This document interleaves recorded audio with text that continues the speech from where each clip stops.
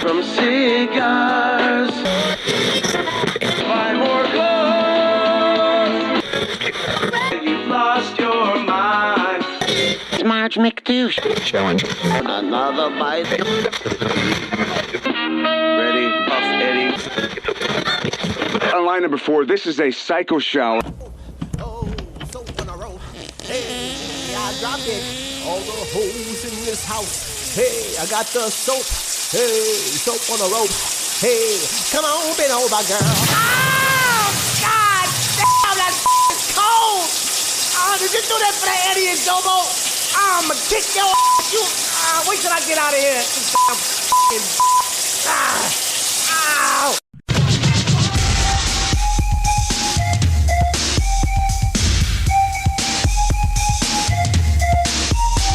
Wherever there's a cheerleader, Eddie will go.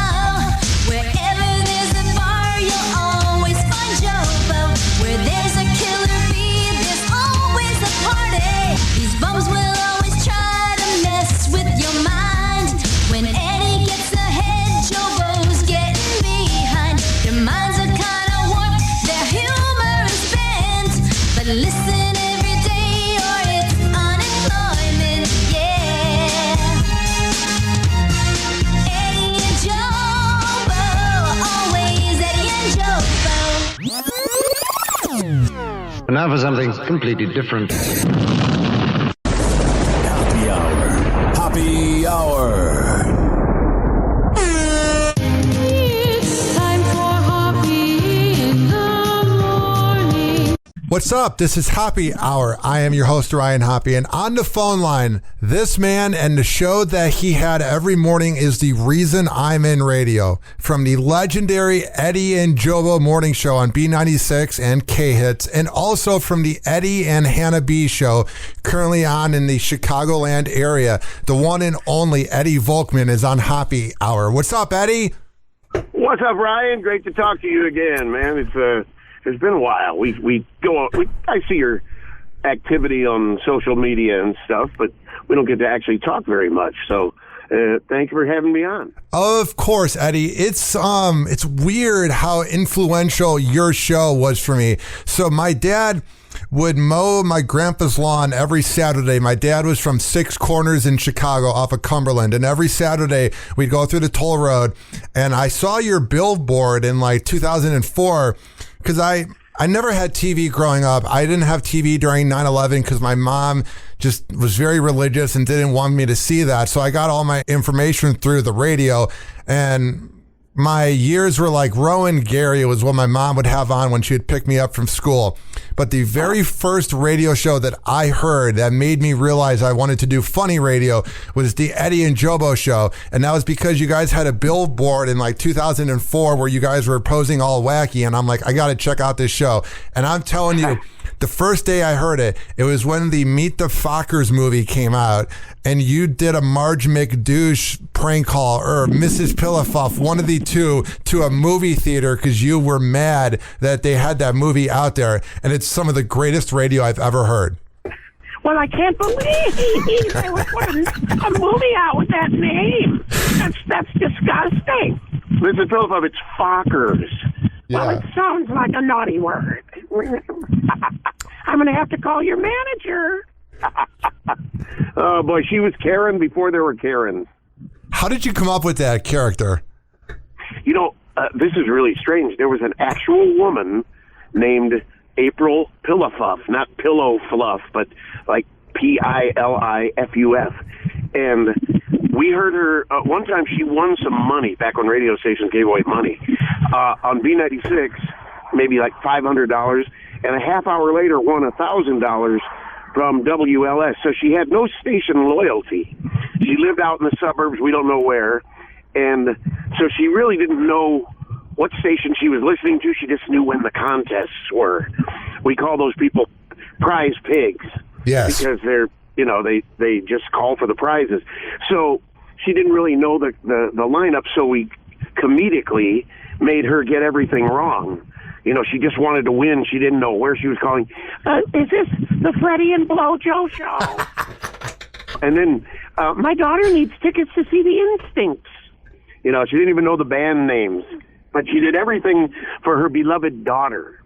And then when she didn't get her way, it was always, I'm going to have to call your manager. Then when the whole Karen phenomenon had started hitting, I'm going, wait a minute.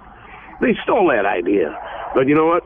About 10 things we did on the radio back in those days are still done by people all over the country. I don't know if you can copyright those things or what, but Eddie, you know. I want to ask you about this. I didn't realize this. So you know this. I've been in Tampa radio for 9 years now. And obviously the name down here, love or hate him, the name's Bubba the Love Sponge. He's sort of fallen off the map, but he made a huge name here. One time somebody described it as Pepsi, Coca-Cola, and Bubba were like the three biggest things in Tampa radio. And I was listening to your interview with the B96 Morning Show 3-4 weeks ago, and that was a great interview.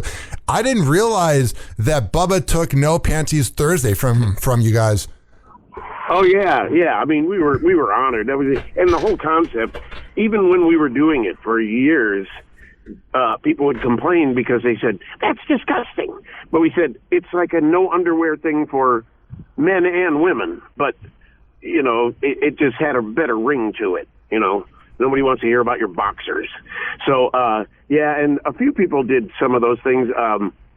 Because he was the night jock for a while on B96, not very long. Yeah. But I remember the funny story about him was he got an endorsement deal with Weight Watchers because he was a big guy, and they sent him a week's worth of food, and he ate it all the first day.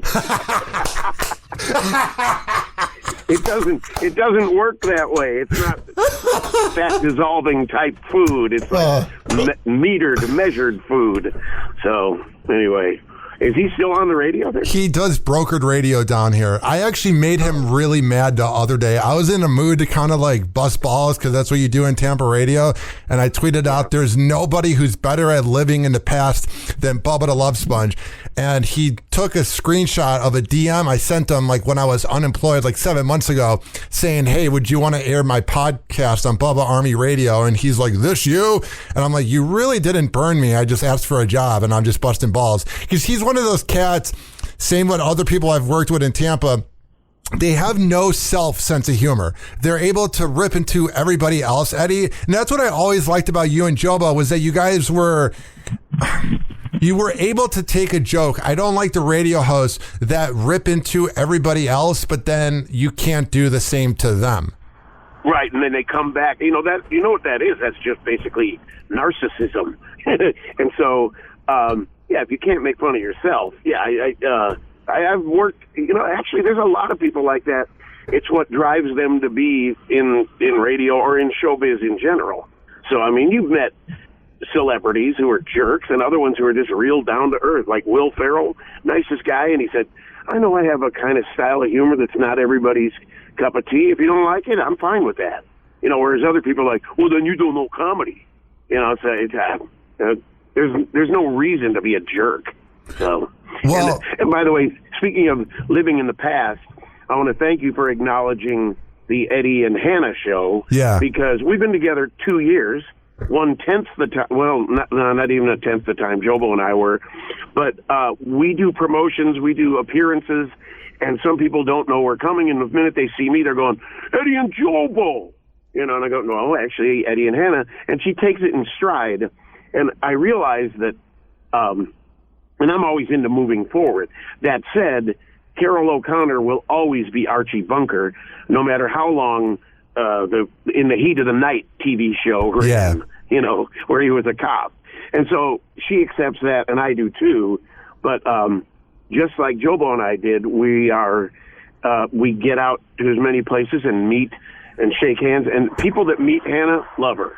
I mean, I'm more than they like me or JoBo. She's just an incredibly personable, caring, empathetic person, and she's just adorable to people. So that once they hear her, they travel 80 miles to get to come to one of our remotes.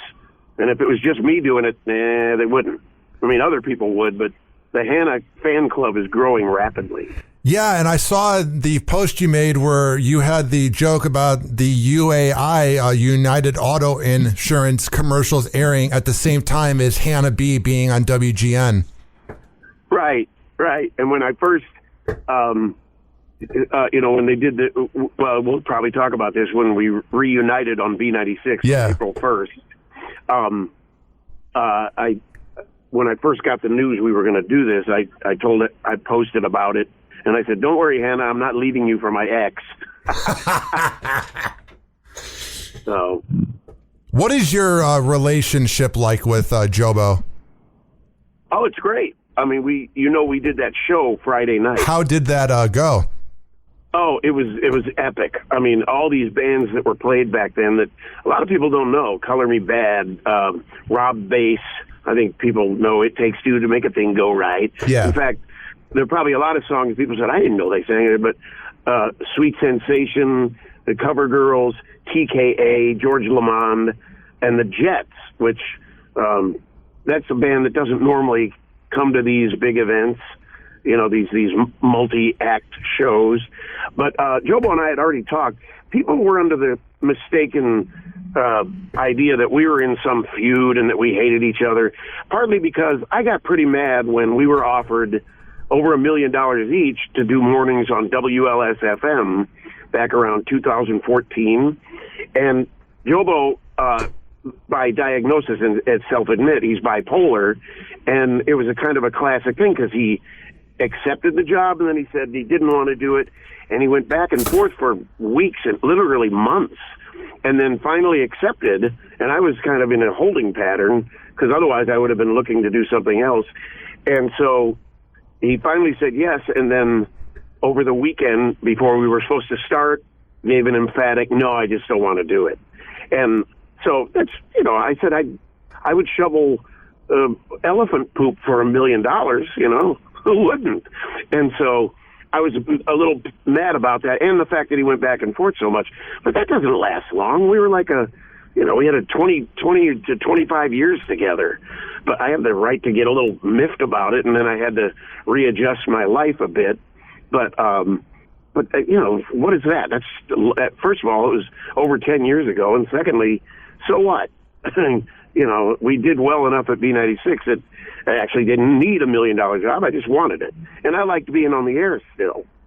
And they didn't want one without the other, and that was that kind of bothered me too because I thought I've done a pretty good show on my own, and you guys ought to give me a shot, but they didn't. So, yeah, I was a little miffed about that, but we haven't been fighting.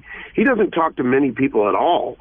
So we literally live 160 miles apart from each other, and we live different lifestyles. I have a daughter in cheer and swim and all this, and he's unmarried and no kids. So even when we worked together, we went out to lunch and did all kinds of things together, but on weekends we didn't really hang out because we had our own things to do. So there was no bitterness or anything. And so with that in mind, we arranged our opening appearance on stage to come from the opposite sides of the stage and give each other a big hug.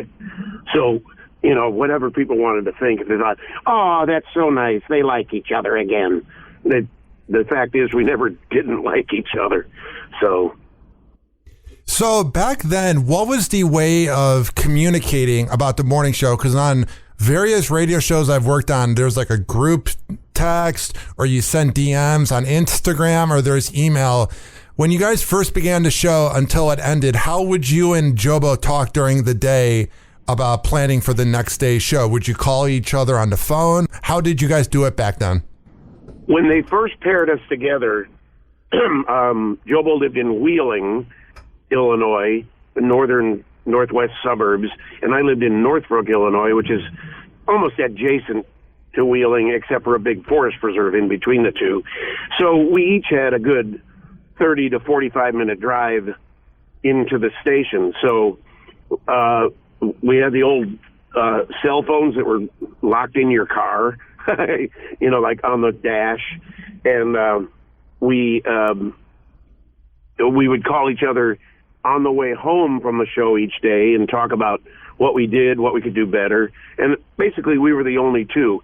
While we were on the air, we would talk to the producers. There's like 5 to 7 people that put the show together. Remember producers? Yeah. And so then going in the next morning, 3 a.m., we could call each other and say, hey, I just heard this, and I was thinking about this, and we'd have a whole plan by the time we arrived at the studios downtown. But subsequently, when we both moved downtown and we eventually ended up living in the same condo building, he was like 3 floors below me, and as he liked to say on the air, yes, folks, Eddie's unit is twice the size of mine. So we would just see each other because we would either walk home or cab or Uber or whatever it was at the time, and have the same conversation, but just not on the phone. And because we had those themed days, like Confession Wednesday, and No Panties Thursday, the preparation wasn't difficult because we would just decide what theme we would have for Confession Wednesday, and then the calls would be the content. So it's not like we had to prepare a ton of content because we had such an active listener base that the callers were the show. Yeah, and the one segment, I was thinking about your show when I was driving to this interview today. The one that's really underrated was the 6:20 crime report, suburban crime report. I used to be taking a bath, or I'd be taking a shower, and I'd have my dad in the other room, and we would listen to all the wacky things that would go on. It was the best. Oh, thanks. Yeah, I've actually considered doing that on my stations now because that came up in the early 90s when a lot of people don't think that Chicago is as violent as it's ever been. The early 90s with the crack wars and the gangs were almost worse than they are now. And, you hear Chicago's murder rate the worst in 20 years. And I go, or 25 or 30 years. And I go, yeah, the 90s. And so the idea was crime in the city was always a shooting and some kind of murder and stuff. Crimes in the suburbs, at least then, were stolen lawn flamingos and stuff like that. And so, sorry, my wife is driving up next to me. You're good. So it was funnier because they were goofy crimes, but now, there's like murder in the suburbs. So, yeah, it's harder to find silly crimes. Now, I listened to you in the era that you guys were playing hip hop, and it's pretty much what got me into hip hop was B96 and 2004, 5, 6, 7, 8-ish. How much did you like, because I know you liked the music in the 80s and 90s, but were you guys a fan of listening to like Ying Yang Twins and Chingy and Ludacris? Yeah, that was, it added a little extra, some extra fun to the whole. Yeah. Because music, there's a lot of schlocky Michael Boltons and stuff that made their way through, which was just not my thing. I liked, we did so many club things that we liked the music that our listeners liked. And it was funny, when I first got to B96 in the 80s, I was in my 20s. So my friends from high school were still listening to, contemporary hit radio, top 40 or whatever they called it. And they thought, cool. Wow, how cool is it that our Eddie is on the radio? Then we got in our 30s and they're like, yeah, well, I'm listening to blah, blah, blah. And then by the time we were in our 40s, they were like, let me ask you something. How can you stand the music you play? And I go, well, you guys don't like it, but your kids do. It's like Michael J. Fox in Back to the Future. I guess you're not ready for that, but your kids are going to love it. So then it got to the point, 50s, where they didn't even know if I was still on the air or not because it's just not their cup of tea. So I like, as JoBo said when we were making a lot of money, something like I would record, I'd play recorded whale farts on the radio if they, for the money they're paying me. Yeah, I feel that. Yeah, I left that up to the music and research guys. So You know what I noticed, and I know you've talked about it too, is that you guys live such different lives that he was almost like the devil of the show and you were sort of the like angel. You know what I'm saying? Like you guys were so good. He was sort of the almost like heel in like wrestling or villain, and you were like the good guy. And I feel like that's what made it so big. Yeah, we always tried to take opposites on things, some of it based on reality. He really did like the Sox, but it wasn't because he thought they were a gritty team or, something about anything about it. It was because he had 4 brothers that loved the Cubs, so just to piss them off, he liked the White Sox.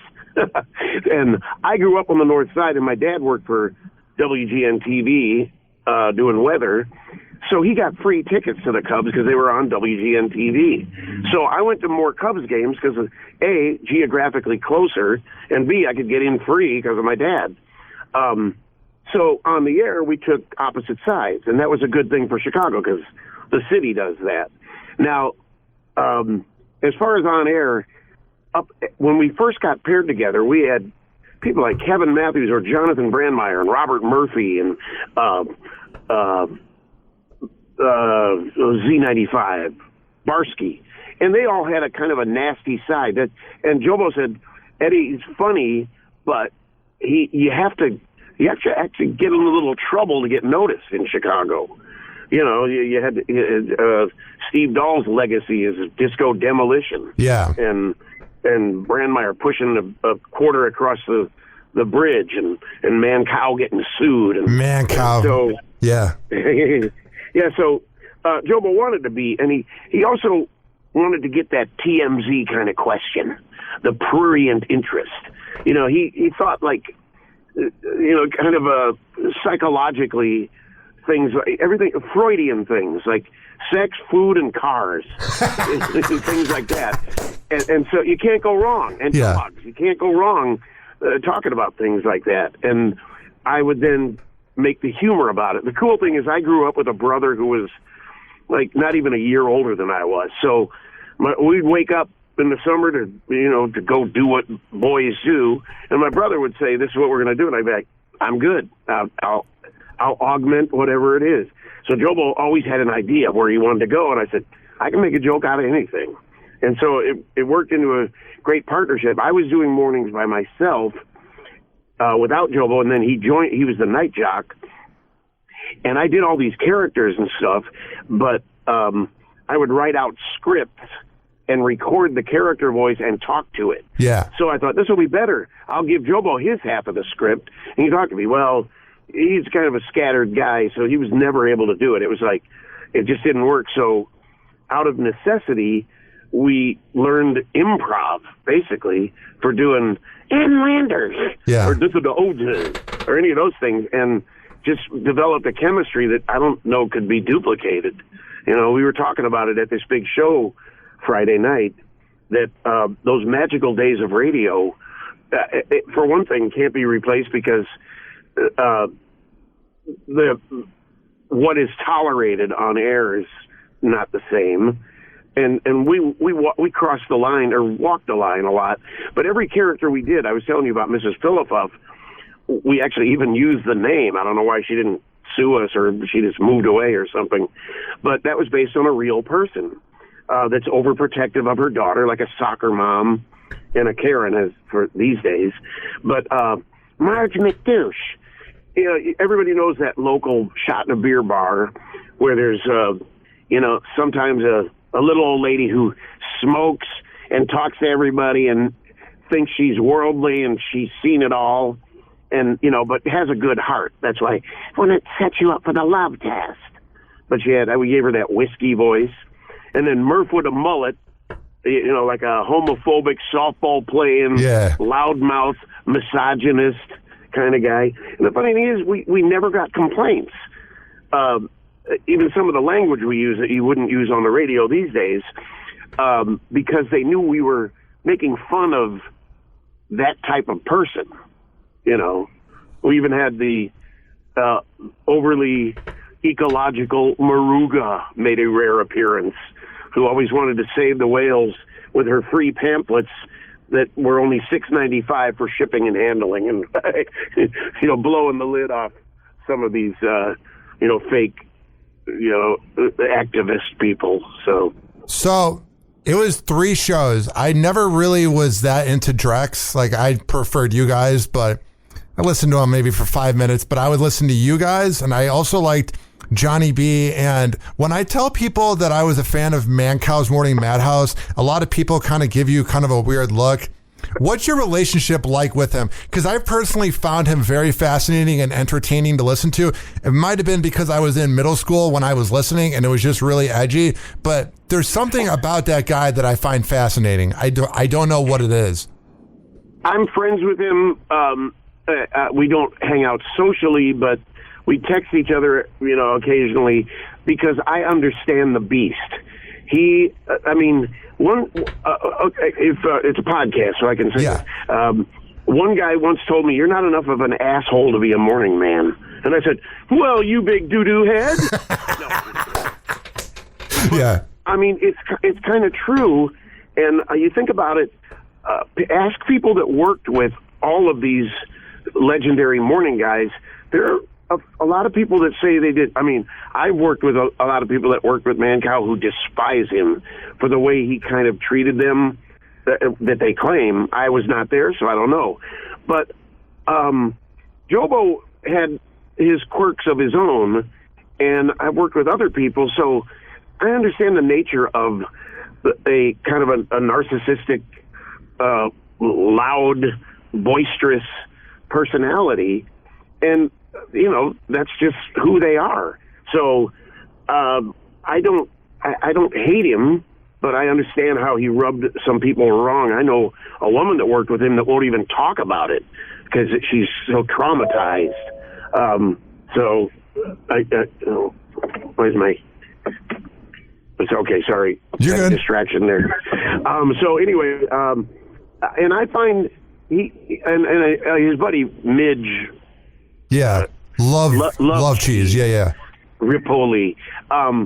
He's an outstanding producer, and I don't know if he ever got the credit that he deserved, but just like people that worked on our show, the show doesn't fly without somebody really getting stuff, arranging interviews, production values. I mean, that guy made a new parody song every day. I don't know how he was able to do multiple voices and all that, but he ran a tight show, and a lot of goofy stuff, and it might be somewhat offensive, but I was listening to it from a radio standpoint and how well it was put together.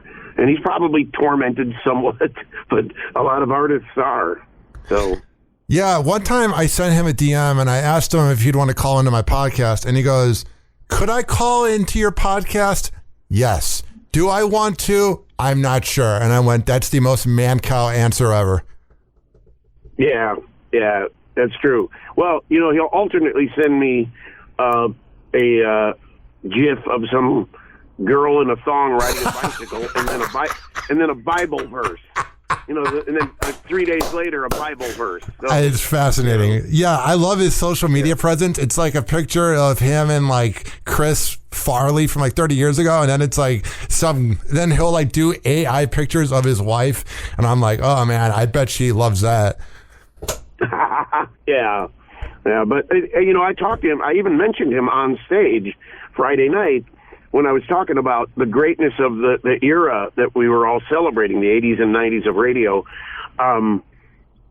because people were dependent on it for new music and everything. My 12-year-old daughter wouldn't turn on the radio to save her life, but she's forced to listen in the morning when I drive her to school, and she likes and she pays attention, but it's just not, the same things, morning shows everywhere are a guy and a girl asking boxers or briefs, and it's just sad. Yeah. Nobody's, for one thing, radio, like every other business, is layoffs, has caused a lack of talent pool. So there's not a lot of up-and-coming personalities, and if somebody has a great personality and a lot to offer entertainment-wise, the first thing they think is TikTok.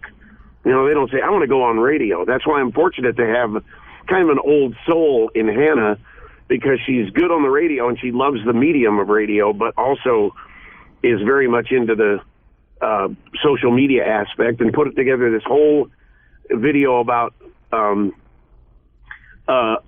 typical Swifties when the night the album came out. She had on Taylor Swift pajamas, Taylor Swift bracelets and everything, glass of wine, chocolate, and a box of Kleenex.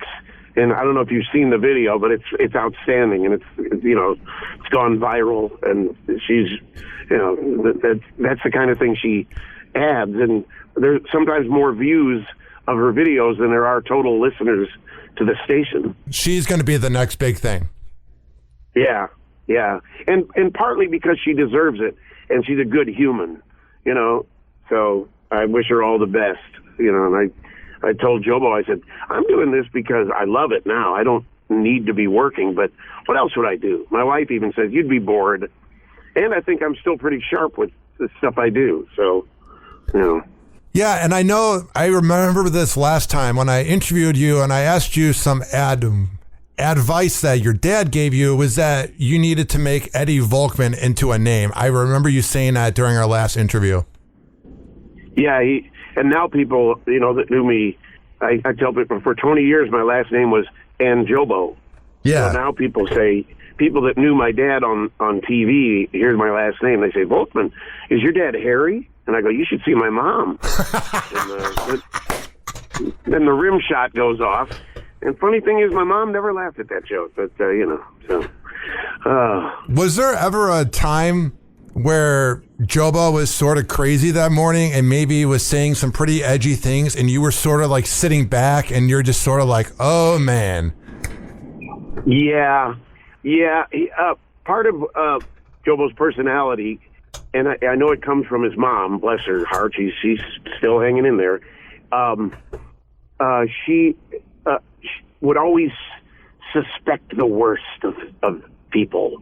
If you hear two stories, JoBo would accept the worst one because he thinks people have things to hide.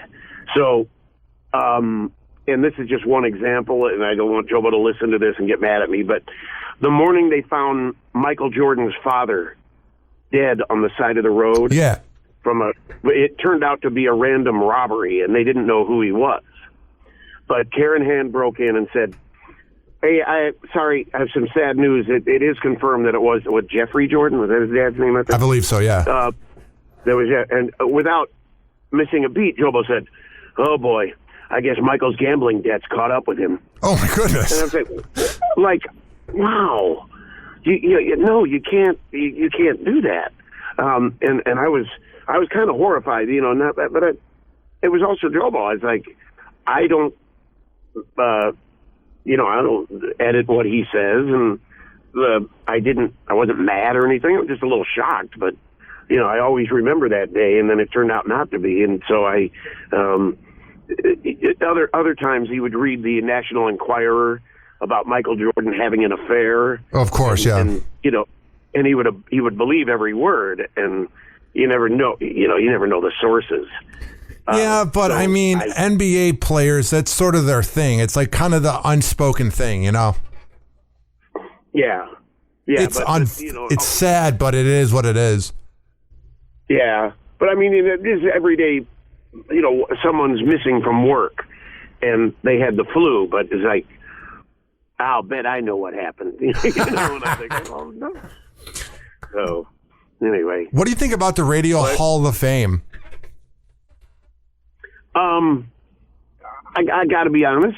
I would be honored if that ever happened, but I think we had a better chance if we had done the WLS thing and been on Chicago radio for like 10 more years together. Yeah. And now I think it's kind of because I vote every year for guys like Mitch Michaels. I think that guy was. I listen to him. I love to go up to him because he was working for one of our sister stations, The River, and so he got let go not too long ago, and we were shocked, but it was part of cutbacks like in radio everywhere. But every year when it comes around, I put his name in, and he's one of the few guys. I have a lot of people come up and go, I hope you won't. Even last night, I was out watching a band, and a bunch of women in their late 30s or early 40s came up and said, I hope you're not offended. I used to listen to you in high school. I go, not at all. And especially if they still listen on the station I'm on now. I go, why would I be offended? And but with Mitch Michaels, one of the few guys, and Bob Surratt, that were still on radio that I could go up and say, I used to listen to you in high school. But with Mitch Michaels, I don't know how old he is. He might have been 23 when I was 17.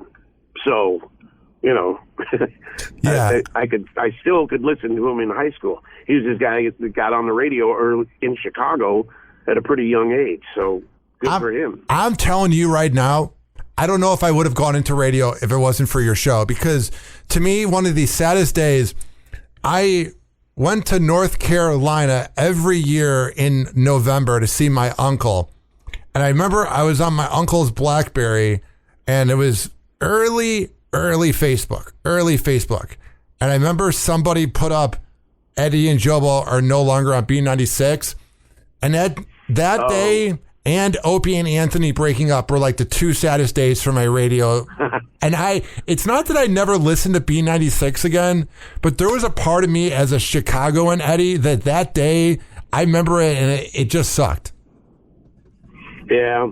Well, and you know, they've tried a lot of morning shows since then, but I don't know, you know, corporate seems to make the decision. You ever notice when somebody gets fired or leaves an iHeart station, the replacement usually isn't somebody in the market, it's somebody from iHeartRadio. And same thing with Odyssey. And so, like 86 morning show, they're very nice people. We met them when we went up and did that April 1st on-air bit with them.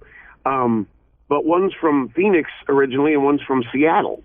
So, I mean, you can assimilate and all that, but, and they're, you know, I don't know how the ratings are. I think they've only been there for 1 month or a little over a month. So it takes a while to get your foothold, but I don't know if they'll catch on or how well they'll do, but I wish them all the luck. But I think Fred puts on a good show.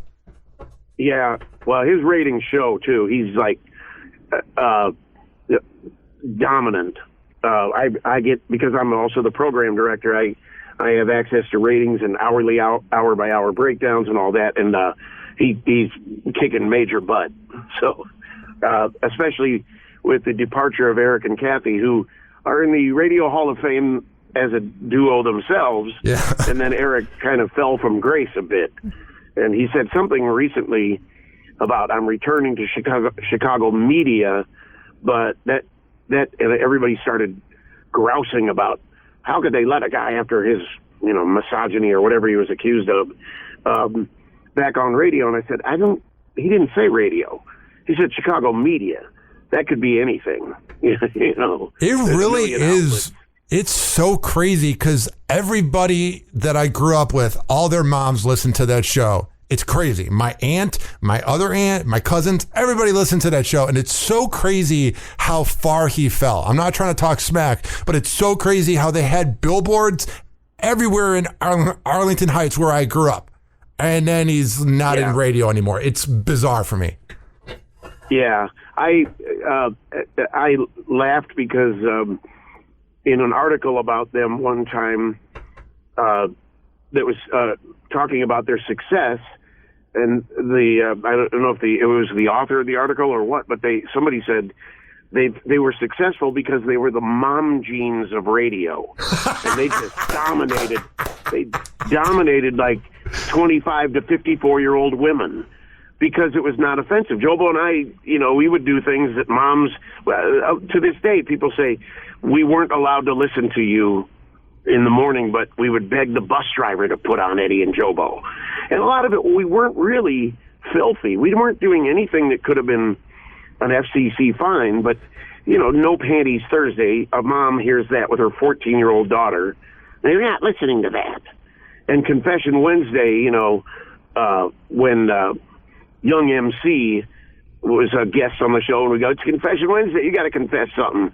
And he confessed that he was with a woman, and he was not totally clean when he answered the door and shook someone's hand. And oh my God! Some mom hearing that was like, "Okay, you're not listening to this," you know. So yeah, I can understand that, but that never happened with Eric and Kathy. So once they were locked in, and they were good. I mean, they told good stories, and they did things like the wedding that was being put together all by sponsors. So one day somebody would donate a diamond ring. The next day somebody would donate something else. And it was a soap opera that people followed along. And hour by hour listening, excuse me, is important. But day to day, getting to come back the next day is very, huge for ratings. What did you guys, I mean, obviously he was a rival, but what did you guys think about Drex? Well, I actually hung out with him at a couple of clubs, and he said, that this is all a management game plan, because when he arrived, and the guy was only he might be 6 years younger than I am.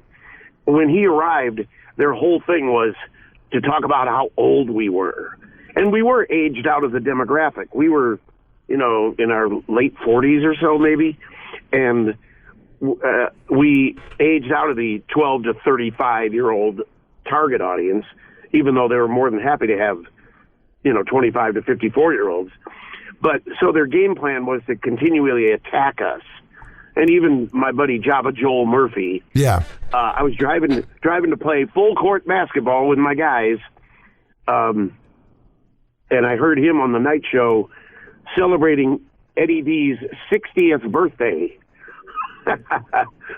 which didn't happen that long ago in reality. But that night, he was trying to paint me as old. And so they sang happy birthday to me, and I laughed. I said, I understand marketing and going after each other. And the Eddie and JoBo are old, Eddie and JoBo are old. And Drex said, that's our message. And it didn't really have a lot of effect, although my program director and management were afraid of it. So that ultimately, we didn't really get fired. They just didn't renew our contract and took us off the air for the last year of the contract. So the second time we left B96, we weren't really fired. It was just 2008 hit. We were each making $1.7 million, and the economy dropped out, and the station's revenue dropped in half. Mancow was making $3 million a year at one time, and they also, Steve Dahl was making $1 million. So when 2008 hit and the economy blew up, they also took Steve Dahl off the air, but paid out the remainder of his contract. But by taking you off the air, they were able to write the salaries off as a loss. So had the economy not screwed up, they might have kept us and renewed the contract. I mean, Elvis Duran at age 50, I think, signed a 5-year extension, or maybe even at 60, in New York. So, that's the way that played out. Yeah, it was a vibe changer for me, because it was just like, I hated going to school.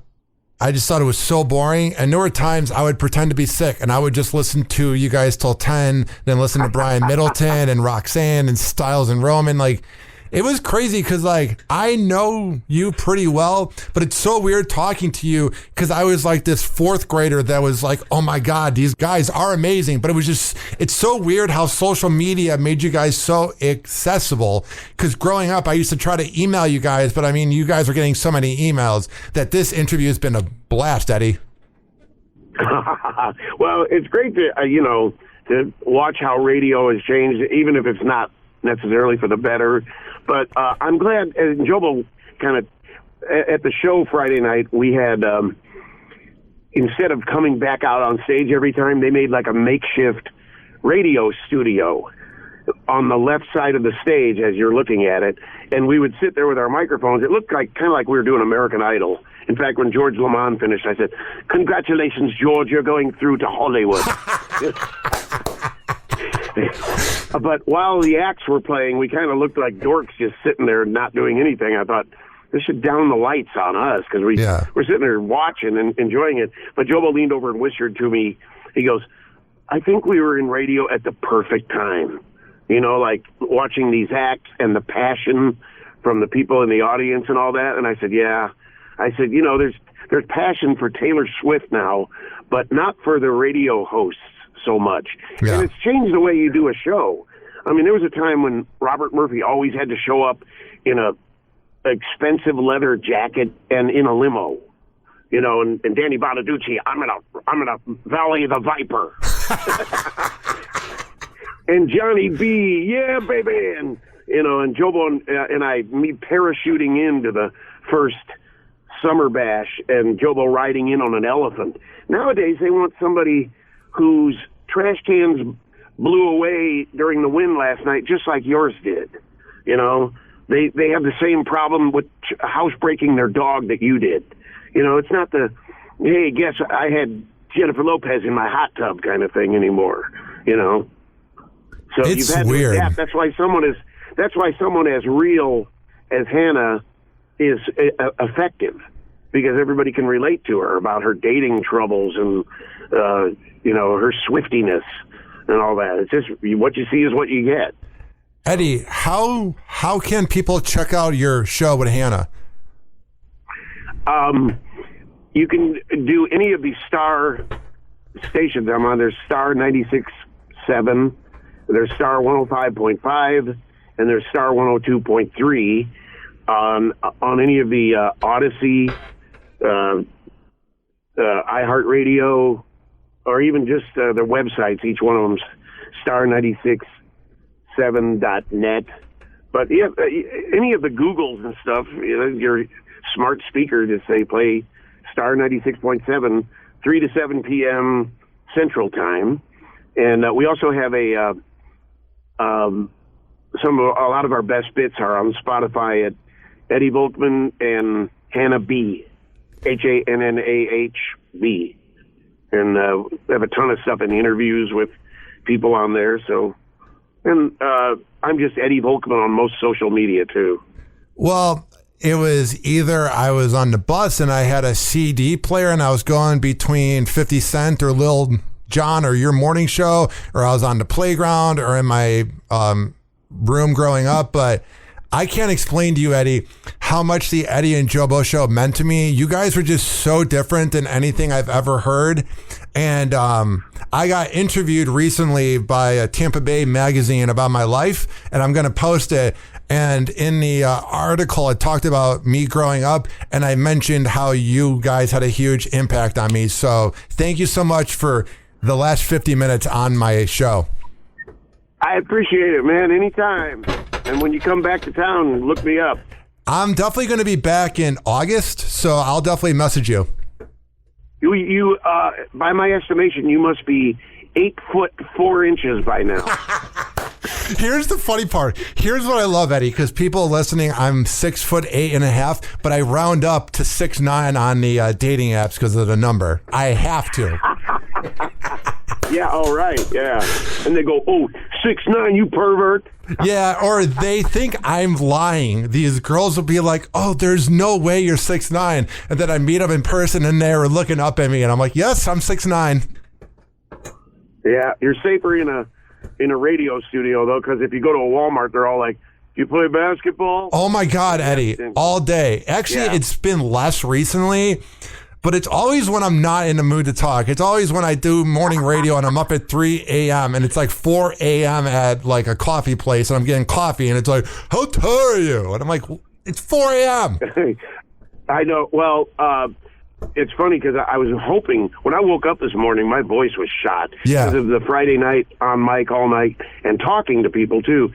Then I went out to see a live band last night and they were so loud, but I got recognized by like about 7 different people in this bar, and they all wanted to talk about, what are you doing now? There's no marketing. A lot of people don't know.